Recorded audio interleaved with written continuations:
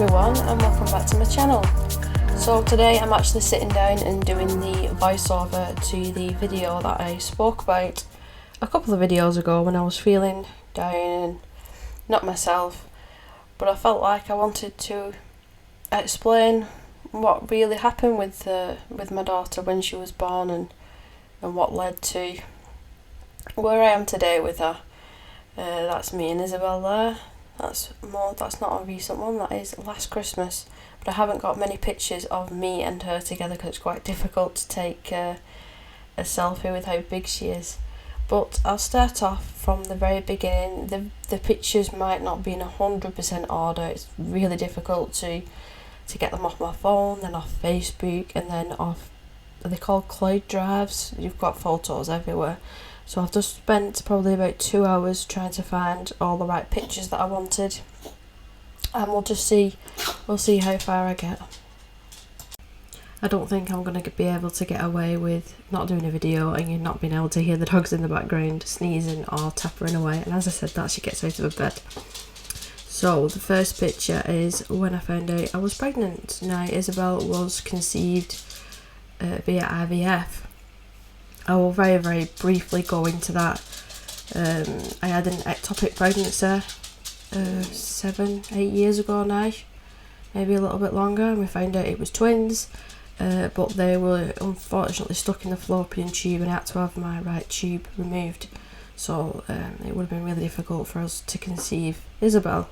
So we went down the IVF route, and I can talk about IVF a little bit more in detail if you wanted me to, but I didn't find it a really pleasant experience. I mean, the injections and stuff wasn't too bad.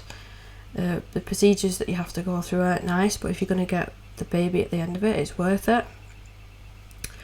So that picture was me finding out that I was pregnant, and I do remember the faintest of lines and me getting so excited, and my husband Danny saying, "Don't get excited, just we'll see what happens." And as you can see, I went a bit over the top with the pregnancy tests. I will just add this little picture in here. So the first to the left is the day that she was implanted back inside of me, and then that was 2 weeks in the middle and then 6 weeks on the right hand side, so we could see that she was progressively growing as she was meant to be.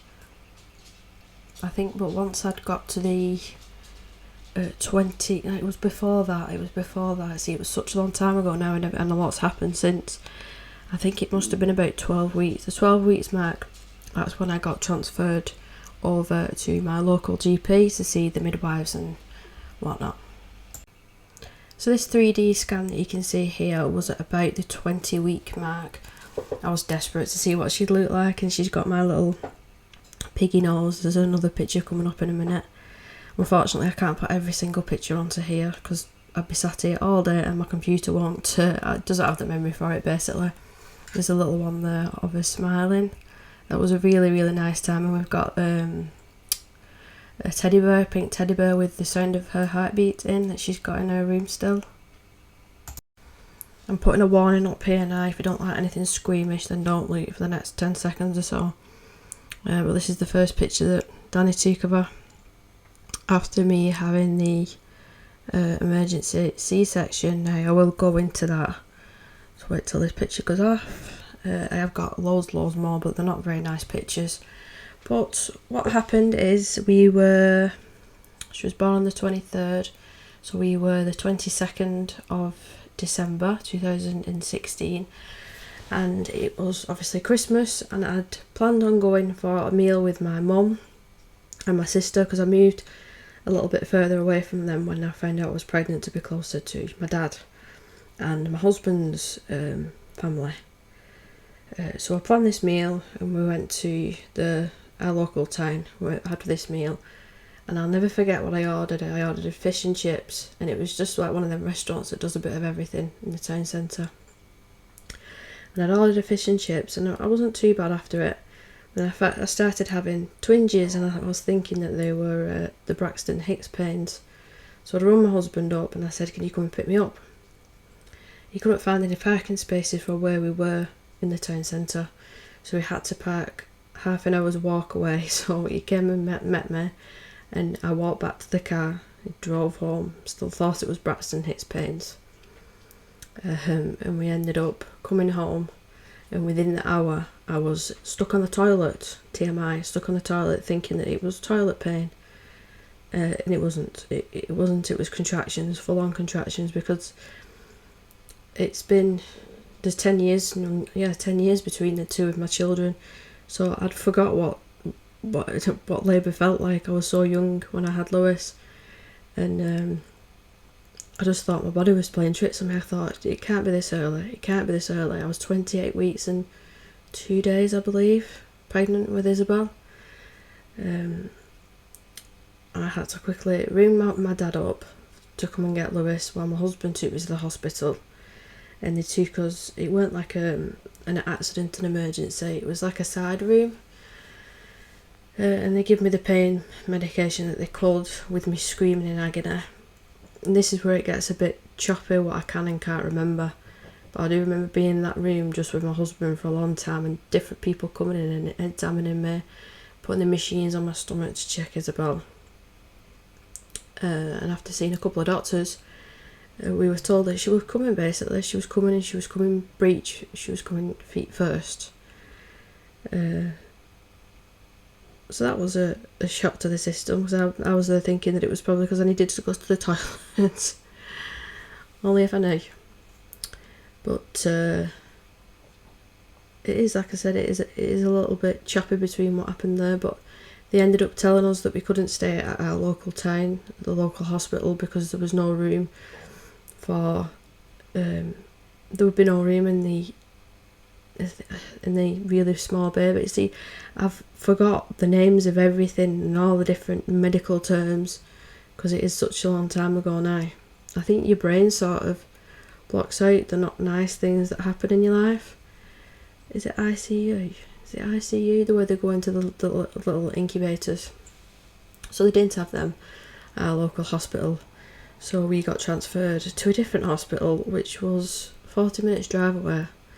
So I ended up getting in an ambulance, and my husband followed behind. And then this is where it really does get blurry. It was a case of you have to have an emergency C-section, getting took through. I remember them putting the epidural in. I didn't think it was that bad, actually. I didn't, considering how much of pain I was already in, I was thankful to get it. But I remember feeling so cold lying down on the table while I was operating on me, and shaking. I was so cold. And they got her out safe. I didn't get to see her. They took her straight away, and that was that picture that you saw. Them putting the plastic round her and cleaning her up to try and keep her warm, and getting her on the breathing, on the ventilator and whatnot. All the while I just got took back to recovery, and I didn't see Isabelle until the next day in the evening. I will find a picture now of the first picture that I ever saw of her.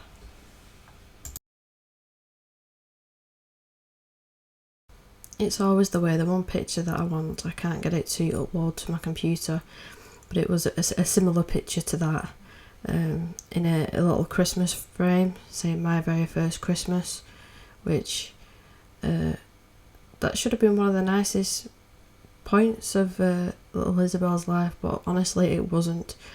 I was lying in that bed. It was the nurse that brought me that picture, so I didn't have my husband, I didn't have my son, I didn't really know what was going on with Isabelle. And they brought that with a Christmas dinner, like a little packed lunch in a plastic container. That was a sandwich.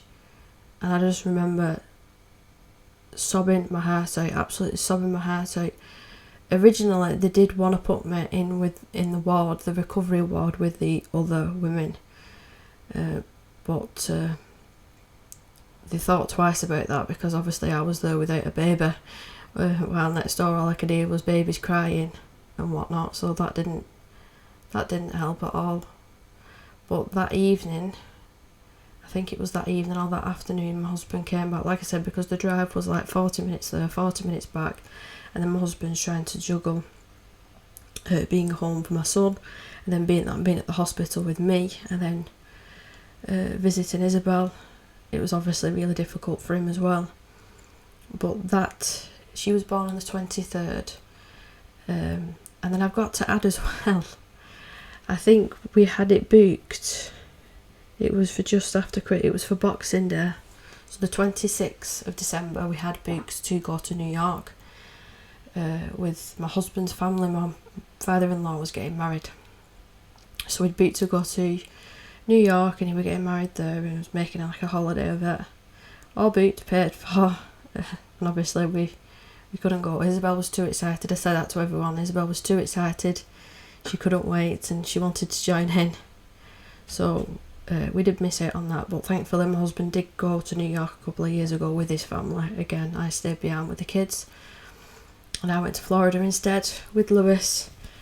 But I'm going off on a bit of a tantrum. But yeah, my husband's side of the family did come and visit me.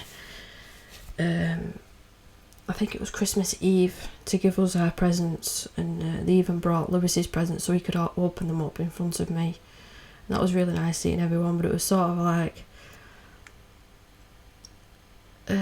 I shouldn't be here sort of thing. I don't want to be here without Isabelle. I know that Isabelle's here and she's at the opposite side of the hospital. She's on breathing machines because she can't breathe. She's got problems with her stomach. She's, you know.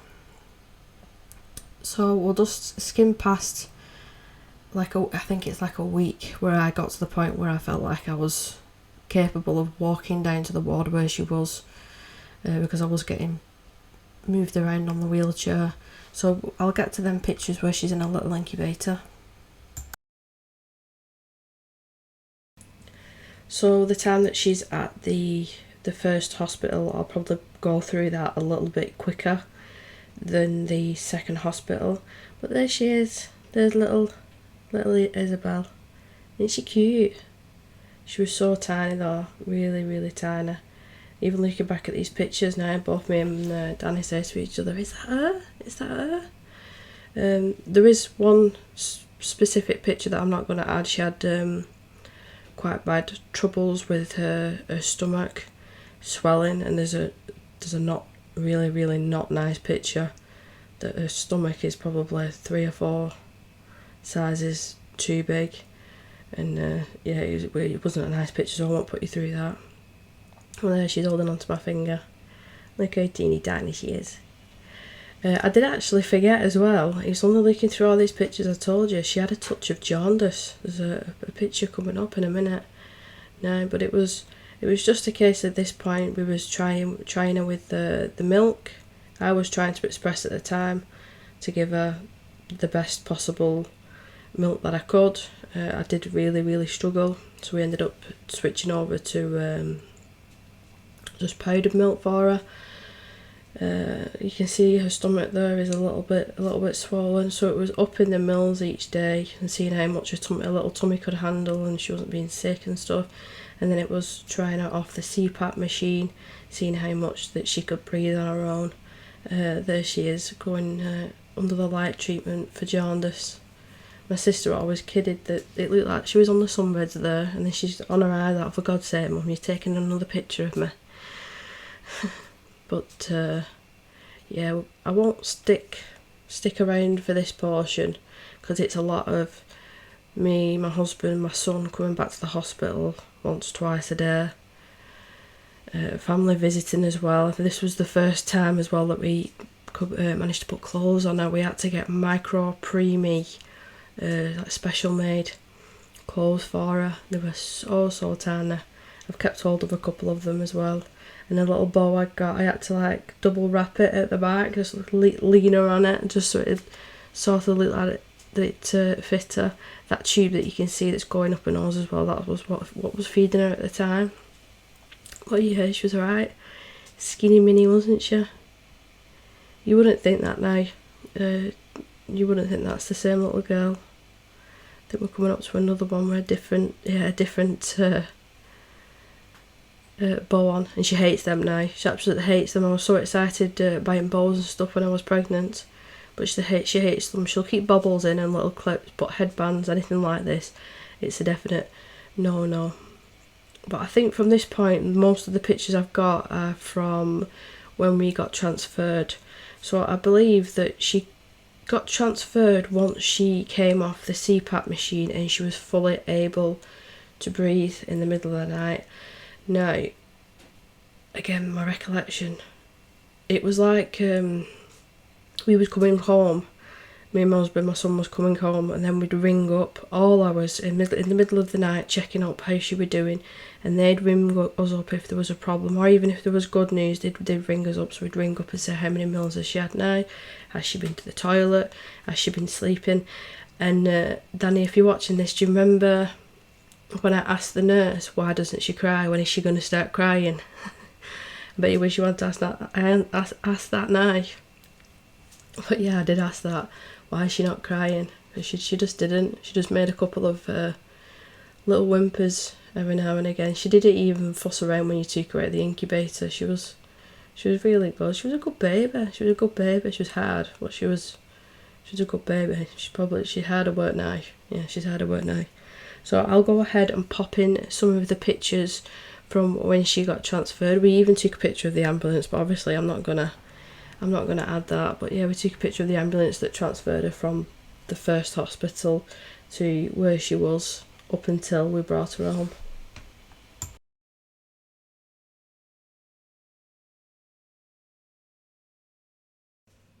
So she looks a lot more healthier in these pictures coming up. It's really nice to see now. But she was transferred, like I said, to a different hospital, our local hospital. And she was took out of the incubator and just put in a tiny little, it was like a plastic crib. Now I think there was 1, 2, 3, 4, 5, I think there was 6 or 7 other people with us in this one room. So everybody sort of knew it, everybody else's story. You'd sort of talk to people. I didn't really. I sort of just went there to spend time with Isabelle. So I'd go down in the morning. I'd spend all day with her. I'd get the bus down in the morning, spend all day with her, and then wait for my husband to come straight from work and spend a couple of hours with her there. And it was just a case now of pumping her up, getting more milk into her and getting her at a healthy weight so we could bring her home. She's still got that little tube in her mouth. She loves yawning. There's so many pictures I've got of her yawning. But she's in extra small baby clothes now, I think. And she started getting a bit of peach fuzz on her head at this point. She's still so tiny. I remember just sitting there for hours and hours and hours and hours just cuddling her. And she's still got my little piggy nose. She's still got that now. It's so cute. But that little outfit as well that she had on, I remember bringing it in and the nurses going, these are the worst outfits ever, because it was like over the head, and they're like button up ones, and obviously I wasn't expecting Isabelle to be born the way that she was, and they don't like things over the head because of the tubes and whatnot, but occasionally we did take the tubes out to clean them and put fresh ones in. So yeah, it was lovely just to see her gorgeous little face there. She looked like she had really dark eyes, but she's not now. So there she is, all nice and snuggly, all nice and settled. And yeah, that's, for a couple of months, that's what my days revolved around. Obviously my husband's as well, and my son's. My son didn't come every single day. He went to other family members when he could. But that was my day. I'd get up, have breakfast, go down, walk to the bus stop, get the bus, walk another, what did it used to take? Probably about 25 minutes, half an hour to walk up that big hill. And then spend the whole day with her, go and get my lunch, spend the afternoon with her, and then my husband would come home, and then we'd go back in the evening. Yeah, that was, I nearly said the name then, that was our local hospital. I will add the picture now of when we brought her home. Obviously in this video I'm not going to go into every single detail of the ins and outs, because some of it is private and some of it I don't mind sharing the pictures and whatnot. But let me just find that picture of her in the car seat. So I'll tell a lie, I had a couple more on my computer that are so cute I can't not share. But look at the little wrinkles on her head. She looks like a little old woman, doesn't she? And she's still got that knitted jumper as well. I've still got that in the wardrobe. Again, I just forget how small she was. She's just so cute, and look how dark her eyes are. I think the next one's with my son. Yeah, he won't mind this, his face is not on it. But yeah, look how tiny she is. little love. So yeah, them days that we spent in the last hospital were just pumping her up, giving her a lot of cuddles, making sure that she knew we were there all the time and that she weren't on her own. The only time that she was on her own is in the nights. But again, we just rung up when we wanted any updates, if there was any problems, any good news, anything. And look at her there star fishing on my husband. It was so cute. It was like I'd gone, Danny, catch, and that's how she landed. But obviously we didn't do that. I'd laid her on her like that and she just stretched out. But yeah, it was a really difficult time for my other half as well, and he was really strong through it. He looked after me, and that was Isabelle's first bath. We captured that. The next picture, I think, is she's got a little, what do they call it, like a plaque that says I've just had my first bath, and she hated it. She's not too bad now. Look at her, she is all nice and fresh. And that was the date there. They wrote that wrong though, it's the 7th of December. I can't even see that because I've not got my glasses on. 7th of December, no, Deborah. February, the 7th of February 2017. My God. So that was the day that she had her very first bath. What's the next one coming up? And I think this was the car seat one. So she had to do a car seat test to see if she could cope being in the car seat, and she passed it with flying colours. And I think it was either that night or the next day we took her home. It was sort of like, it was out of the blue if I remember correctly. They just said, right, should we do this car seat test today? Like, what? We haven't actually got everything sorted at home because we thought it'd be a little bit longer. You think we would have been a little bit more prepared. But I think we took her home that night. I sat in the back with her. So we'll move on to the pictures of, I've got a few that I want to add when we first brought her at home, and then just some more up-to-date ones of how she's been physical wise. So that was it. Once she passed that car seat test, it was sort of, there you go, you can take her home, look after her. You don't get a book when you have a baby, but you definitely don't get a book when you have a premature baby.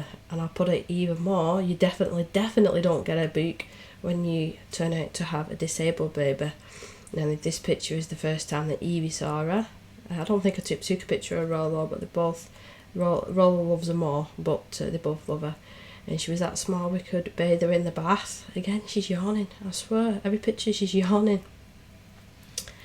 Yeah, but she was really tiny, she could fit in the bath. Another picture coming up where she's looking up at my husband, I do believe.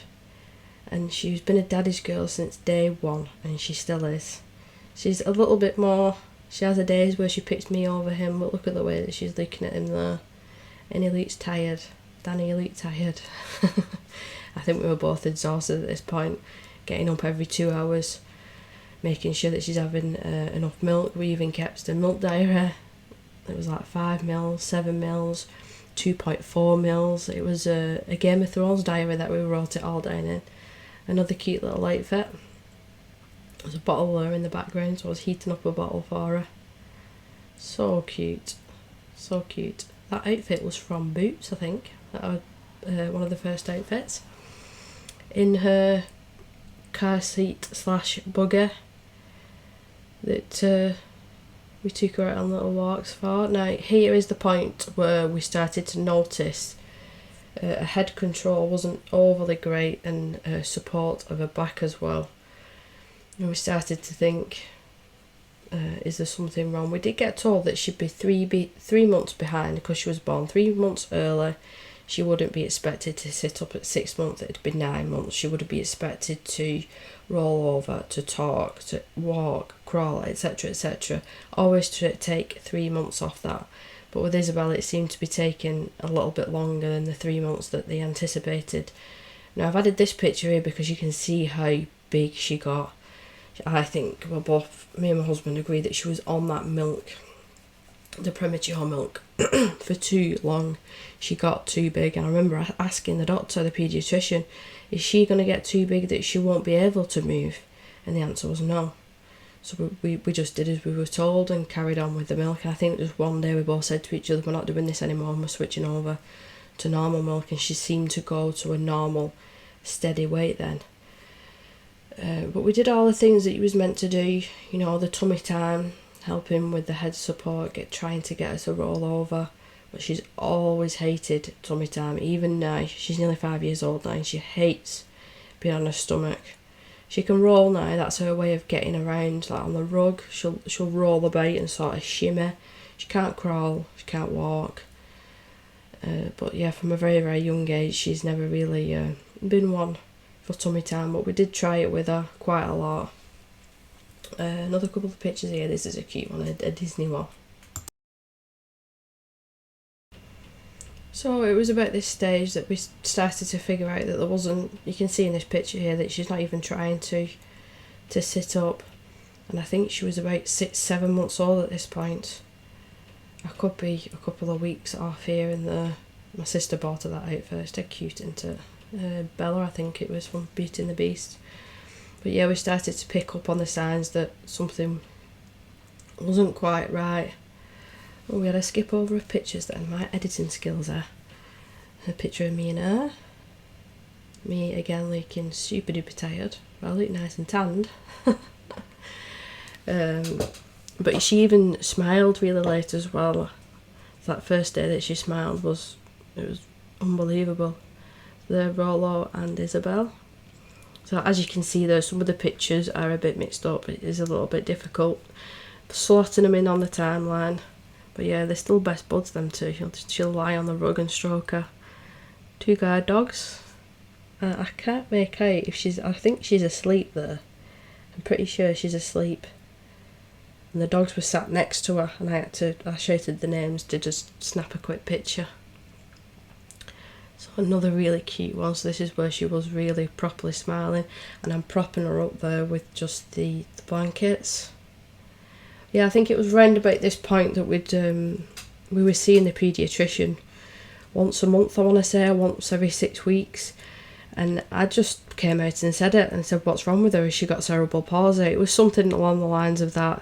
And I remember saying the word cerebral palsy because we were doing research and looking at all the different symptoms, and because she was born so early, and all the symptoms were coming up of cerebral palsy. They're being delayed so much, the tenseness in both her arms and legs. That's a cute one. Look at the mouth. And yeah, I just blurted it out and asked the paediatrician, and he said yeah. And the look on his face was like horror. It was like, oh my god, I'm going to have to sit here now and explain this. And I did start crying, and I got really upset, obviously. This is the point where we started to wean her onto proper food as well. Yeah, but I did get really, really upset, obviously. But we didn't know the extent of what the cerebral palsy would be at that point. We knew that she had brain damage. We don't know whether it was from when I gave birth to her, when I had the C-section, or was the brain damage already there while she was developing, or did something happen and that's what triggered the labour. We don't know, and we'll never ever know. We just know that she's got cerebral palsy and she'll have it for the rest of her life. Her type of cerebral palsy is quadriplegic cerebral palsy, which it affects all 4 limbs. Now, her right arm is the best of all the 4 limbs, which we're really thankful for, because she does manage to, you know, like finger food, when you first start weaning a baby, like you'd give them soft food to mess around with and feed themselves. That's what she's capable of doing. And if you've got, she uses a plastic fork, so if we put the food on the fork or a spoon, like cereal or porridge or whatever, and hand it to her, she will put it in her mouth. Sometimes she misses. Most of the time now she does manage to get it into her mouth, but she can't physically twist her wrist with the fork or spoon in her hand to get up the food on the fork or spoon. I'm confusing myself now. And then putting it in her mouth, and then she won't put it back in the bowl. She'll sort of go to hand it to you. So that's whereabouts she is regarding eating. I'm hoping that it will be better in the future and she'll carry on improving. Hopefully she'll be able to completely feed herself her own meals, but as of now, 2021 December, when I'm filming this, she can't. So we'll just see what happens. So I was just going to skip straight to the point where we started physio, but there's quite a lot that we would have missed then. I did miss out as well. Just before she'd left the hospital, she had an eye test, and that was probably one of the worst days of my life. It was worse than actually the C-section and giving birth to her, because it was having to sit there and watch what they were doing to her. They had to use clamps to keep her eyes open, and these metal clamps looked like something off a not nice movie, and put these drops in her eyes to see what her eyesight was like. I mean, they needed to do the test. They asked my permission, which we gave them, but her pupils afterwards were awful. Again, I've got pictures, but I'm not showing them. You really don't want to see them, how puffy her eyes were afterwards, and I had to keep her eyes covered up with these little cotton wool balls sort of thing. But yeah, between us speaking to the paediatrician and him saying that she's got cerebral palsy, well, basically saying yeah to my question, I always wonder, if I hadn't have said to him, has my daughter got cerebral palsy, when would he have told us? Because I think it would have been at least a couple of months. I think he didn't want to go down that route and have to explain everything, if I'm totally honest. But between then and then starting the physio, we had a few MRIs and CAT scans. So the MRI, she had to be put under local anaesthetic. So obviously she was on the little, she wouldn't keep still. So that was a day and a half, not nice. All the different tests that we have to go through, and seeing the paediatrician again. And then we ended up going down the physio route. I think first when we started physio, it was just gauging what Isabelle can't do for her age that she was at, and giving us different exercises to do at home, which was fine. And then we got to the point where we ended up paying a private physio to do more sessions with her, because we just felt that she wasn't getting seen enough. I will pop a picture in now, and she's a lot bigger now. So between then and this picture, there's at least 18 months. I'm sure there's about 18 months to 2 years between these two pictures. So it was just looking after Isabelle like any other kid, but adding on to the fact that she can't feed herself, especially at this age. She couldn't feed herself. She couldn't talk.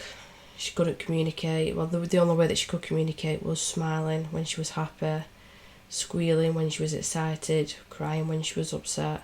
It was basically looking like after a newborn baby to 6-month-old baby. This is one of the pictures that I used to take her to a little group, and there used to be children that were similar to her. I made a couple of friends that I still do speak to in this group. We used to get the bus there together. She used to enjoy that as well. But that was the first sort of special needs pushchair that she was in, and it did its purpose. She's now in a wheelchair, which we're having struggles with that as well. It's still not right.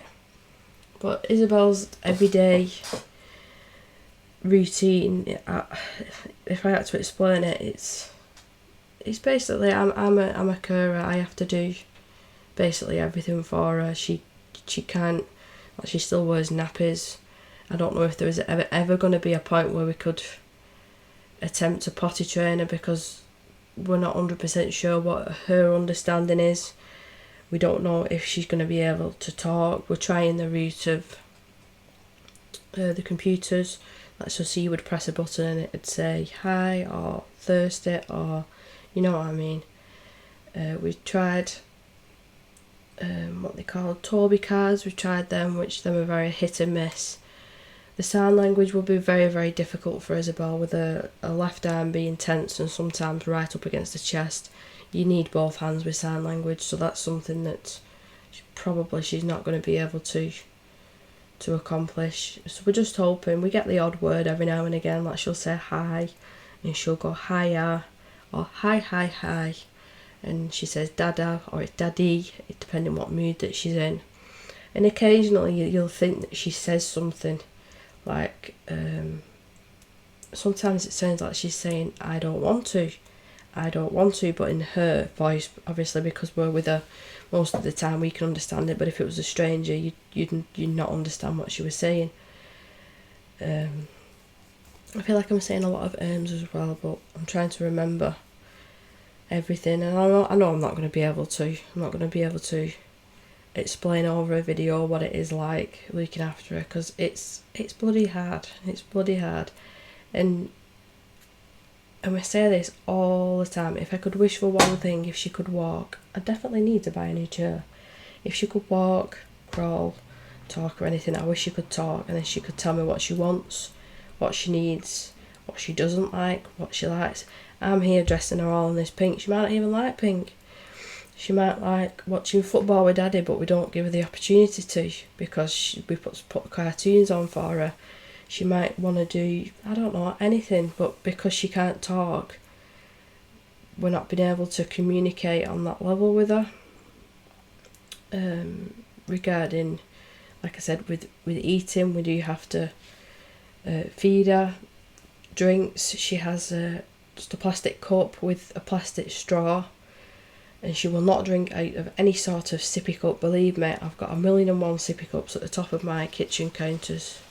Whoa, the rain's just started. Oh, it's like it's hailstorm. You might be able to hear that.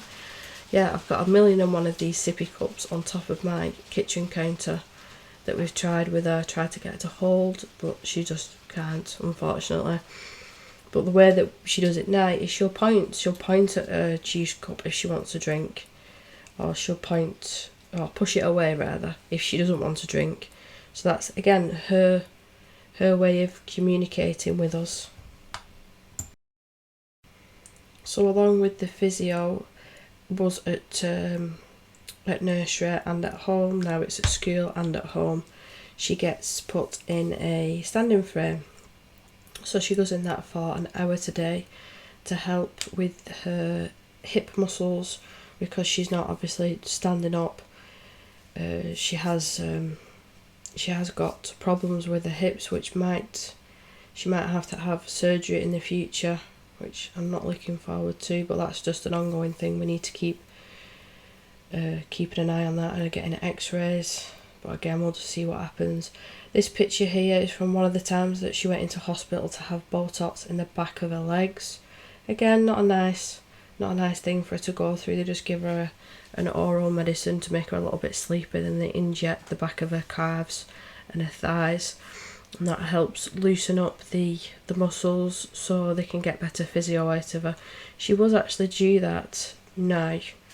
They didn't send an appointment out actually, and then they phoned me up out of the blue saying, are you still bringing Isabelle to the appointment tomorrow? So you can only imagine my response. So I've said that I think it's better now for next year.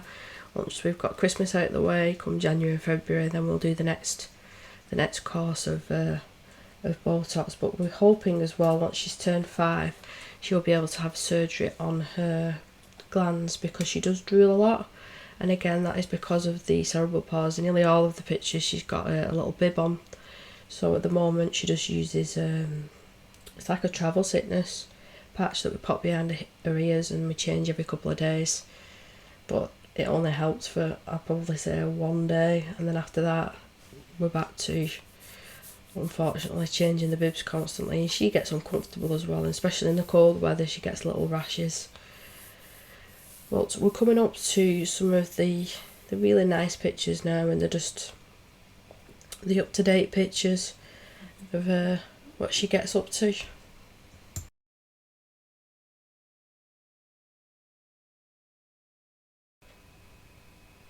So absolutely every single day now is just going to be, just see what happens. If she does something new and something we've not expected, then brilliant. But we just take each day as it comes now, and we've both got it in our heads now that I'm going to be Isabelle's carer. Both me and my husband are going to be Isabelle's carer for the rest of our lives. And yeah, it worries the life out of me thinking of what's going to happen in the future. But if I thought like that every single day, then I wouldn't be able to get up out of bed, I suppose. But yeah, that's why some days I just I don't feel myself, and I feel really down.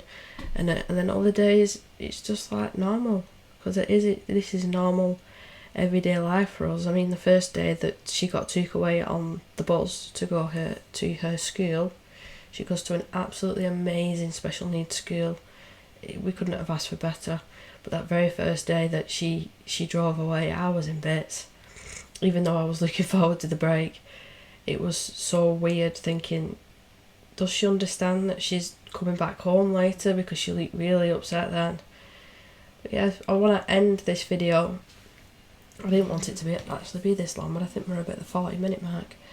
I just want to end this video on a really, really nice note. That's Isabelle. It was called a splashy seat. That we don't have that anymore because it wasn't really overly that good for her. But we're enjoying the pool outside and the bubbles.